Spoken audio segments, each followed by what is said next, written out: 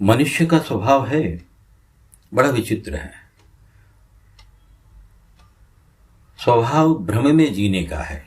अनेक प्रकार के भ्रम पाल लेता है मनुष्य और अपने चारों तरफ भ्रम का एक मजबूत आवरण बना लेता है। मनुष्य जब अपनी सोच के इस भ्रम में पड़ जाए कि मैं औरों से अलग हूं, मैं कुछ खास हूं, जैसा मैं हूं वैसा कोई दूसरा नहीं, तो समझ लेना चाहिए कि मनुष्य अपने विवेक को खो चुका है।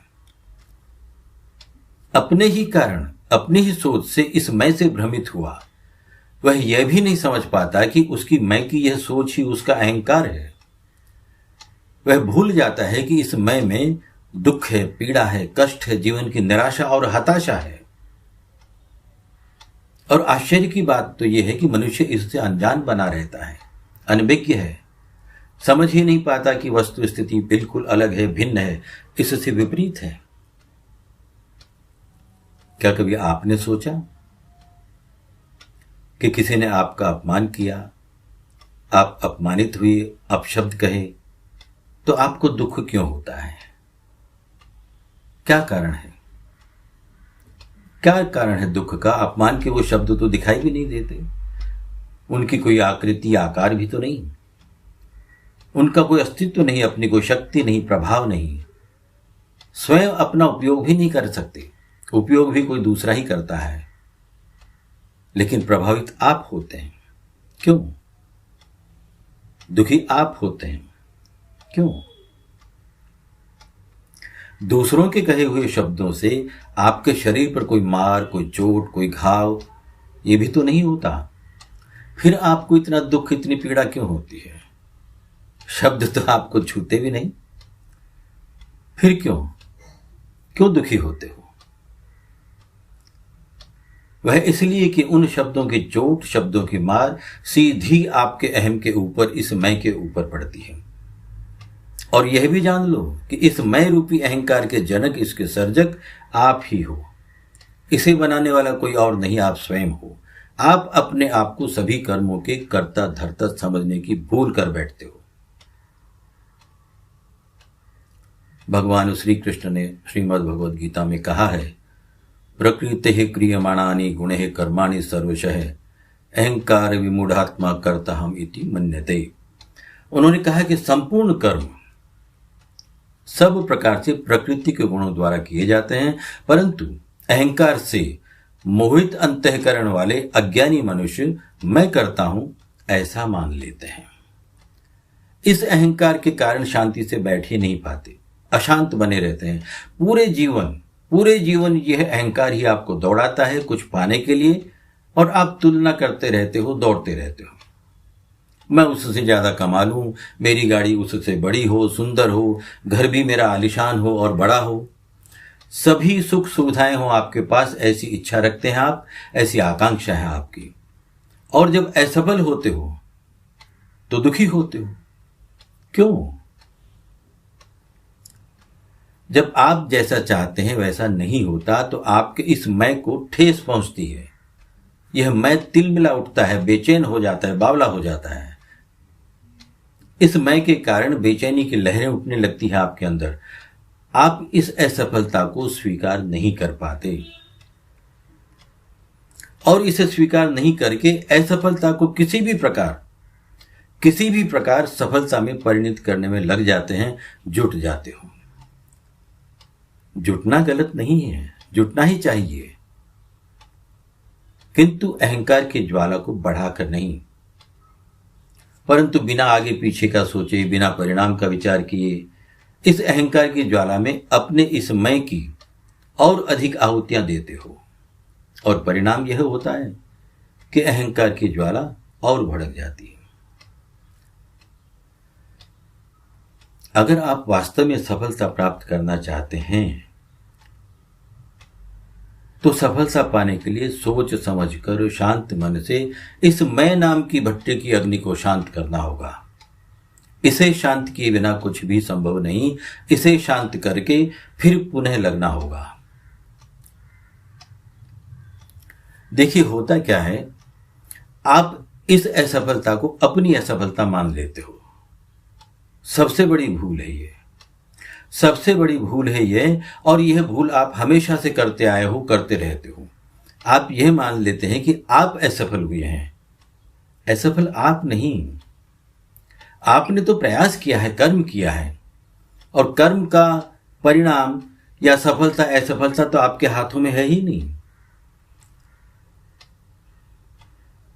तो सही मायने में देखा जाए, सोचा जाए, तो आप जान पाओगे कि असफल आप नहीं, आपका यह अहंकार हुआ है, यह मैं हुआ है। पर आप अपने आप को असफल मान बैठे हो, और ऐसा मानकर जीवन भर अपने आप को कोसते रहते हो, दोष देते रहते हो, जबकि कोसना चाहिए अहंकार को, इस मैं को। आपको अपने मन को यह समझाना होगा कि अगर अहंकार नहीं होता तो निश्चित रूप से सफलता आपकी हो सकती थी। आप दुखी नहीं होते, निराश नहीं होते, पर आप ऐसा नहीं करते, उल्टा करते हो।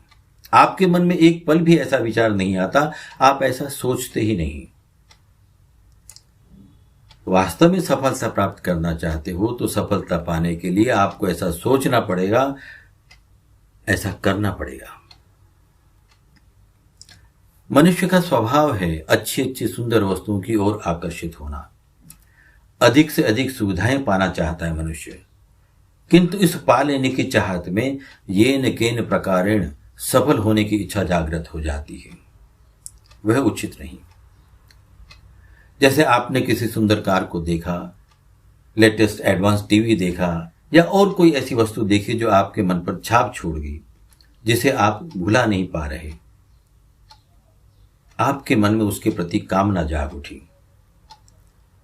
देखा तो आपने कुछ क्षणों के लिए ही था, कुछ पलों के लिए ही था उस वस्तु को, किंतु उसकी छवि, उसका मोह आपके मन के भीतर इस मैं के ऊपर अंकित हो गया।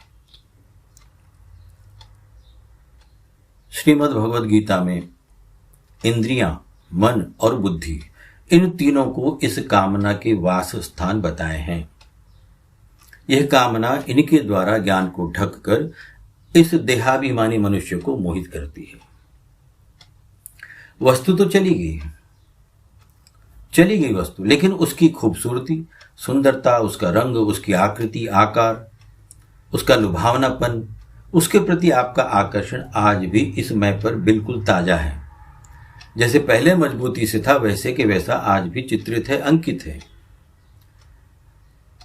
अब उस कार को या अन्य प्रिय वस्तु को पाने की इच्छा, उसकी लालसा, कामना आपके अंदर पैदा हो जाती है।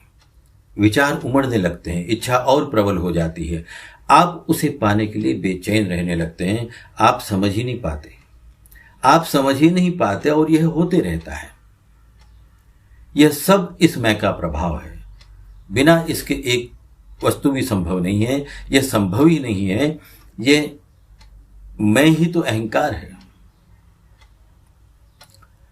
जब बार बार असफलताओं को प्राप्त होते रहते हो तो इस मैं में छिपे अहंकार से आपको लगने लगता है, आप यह अनुभव करने लगते हैं कि यह पूरी दुनिया ही आपके दुश्मन है।